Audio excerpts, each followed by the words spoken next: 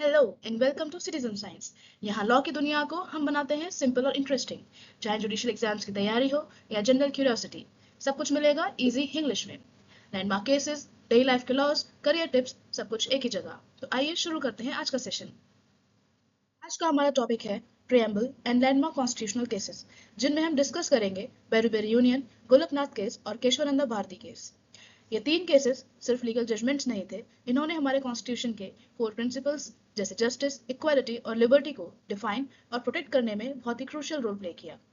इस वीडियो में हम देखेंगे कि प्रियम्बल किस तरह से एक स्पिरिचुअल बैकबोन बना और कैसे बेसिक स्ट्रक्चर डॉक्ट्रिन ने कॉन्स्टिट्यूशन को पार्लियामेंट के अनलिमिटेड अमेंडमेंट पावर से बचाया। तो चलिए शुरू करते हैं इस कॉन्स्टिट्यूशनल जर्नी को।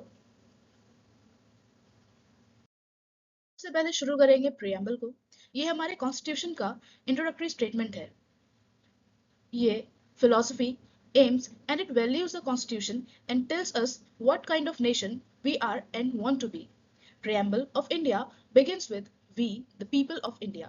It declares that India is a sovereign, independent in internal and external matters, a socialist which focuses on social and economic equality, secular, equal respect for all the religions, democratic, power lies with the people through elected representatives, republic, head of state is elected and not a monarch, and it ensures justice, social, economic, and political, liberty of thought, expression, belief, faith, and worship, equality of status and opportunity, fraternity, assuring dignity and unity of the nation.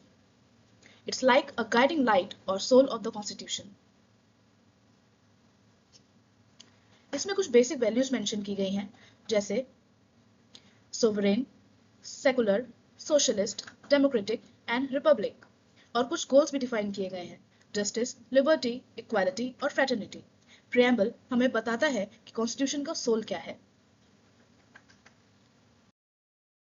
चलिए शुरू करते हैं अपने री-बेरूबेरी union case से।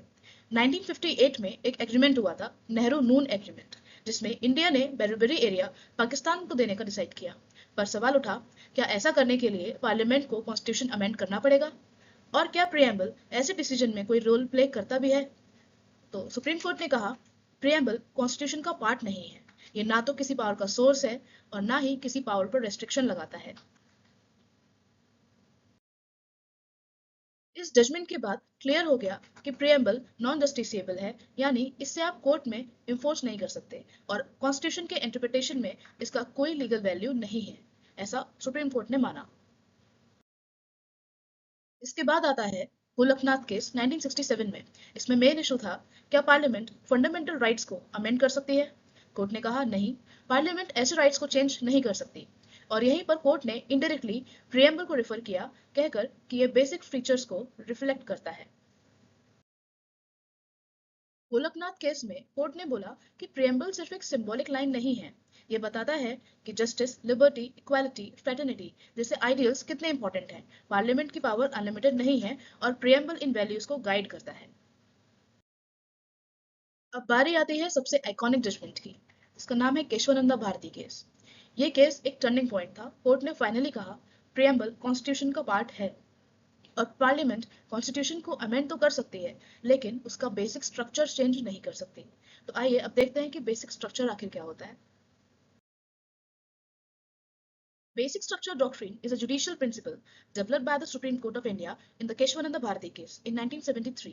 It means that Parliament can amend the Constitution, but it cannot alter or destroy its basic structure. In simple terms, there are certain essential features of the Constitution that cannot be changed, no matter what. Examples of basic structure are supremacy of Constitution, rule of law, judicial review, separation of powers, federalism, secularism, free and fair elections, fundamental rights, independence of judiciary, the ideals in the preamble, justice, liberty, equality and fraternity.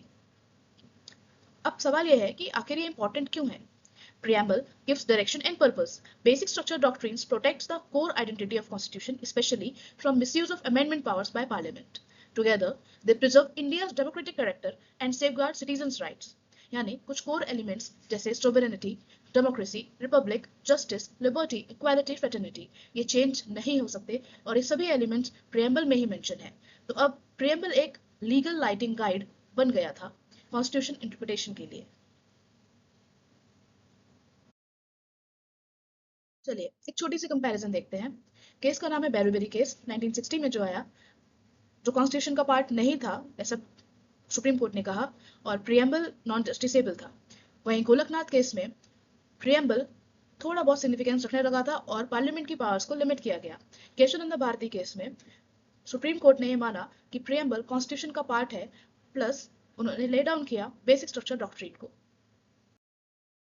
तो जैसे जैसे हमने देखा, beriberi से केशवानंद तक preamble का status ही बदल गया। पहले कोर्ट ने माना कि इसका लीगल वैल्यू है, फिर ग्रेजुअली इसे कॉन्स्टिट्यूशन का एसेंशियल पार्ट मान लिया गया। आज प्रियम्बल सिर्फ एक शब्द नहीं है, इंडियन कॉन्स्टिट्यूशन की रूह है। ये इंश्योर करता है कि हमारा डेमोक्रेटिक फैब्रिक बना रहे। Thank you. अगर आपको ये टॉपिक पसंद आया हो तो शेयर जरूर करें। जय हिंद।